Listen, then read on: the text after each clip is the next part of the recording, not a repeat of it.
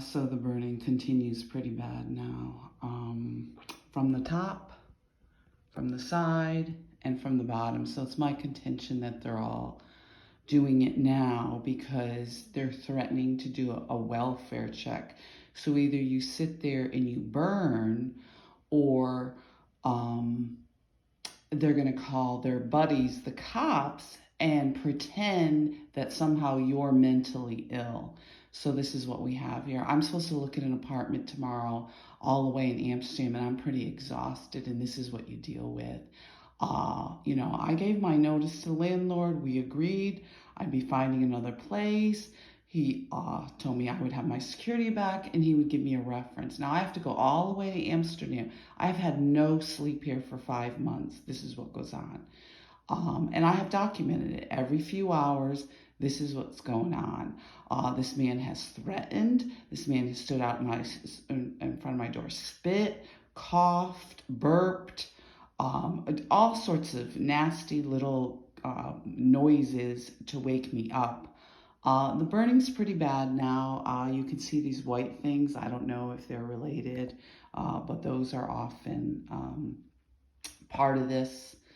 Yeah, so my legs are burning, my back is burning, and now they're threatening that they're all going to call for a welfare check. So this is what you're dealing with in an apartment like this. This has got to be the most horrible thing I ever experienced. But yeah, so in a few hours, I'm supposed to look at another apartment, go all the way to Amsterdam, forget about a job, because this is so egregious that you really can't function. I'm usually a person that's, busy and has a lot going on. And I haven't even, I haven't been out of here except to go get groceries. So this is what goes on here. I feel extremely to the point where I'm very sick. My hair is falling out, my skin is burning, and I went through the other symptoms since I've been here for 5 months. So right now I'm just documenting the fact that, again, they're waking me up at 3 in the morning. The burning is intense. And I already said I was finding another apartment. I actually had a couple interviews lined up today. One woman backed out, which happens quite frequently, because they all gossip and they make these kinds of threats, and they've done this repeatedly.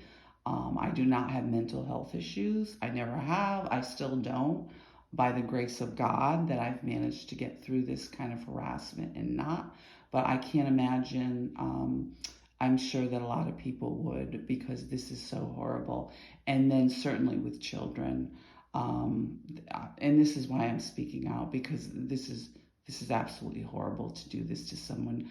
As far as I'm concerned, it's attempted murder. I can go through the symptoms again, but I'm not going to do that now. Suffice to say, this is what's going on here, and it's my contention. They're all involved. These people need to be arrested, and they need to be prosecuted to the full extent of the law. This is not only trafficking, because these people, whatever they are, I'm not going to say men, because I have no clue. But anyway, they have stalked me since college. They set this up when I transferred up here in the towers. My roommate was involved with the police department. We went to the Lark Tavern, and soon after I met Mr. Winters, that was already also involved with the police.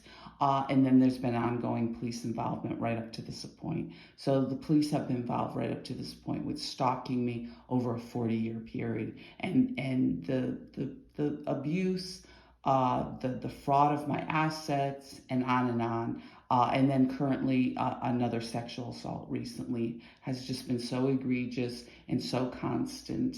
And this is what's going on in our communities. Be safe, guys.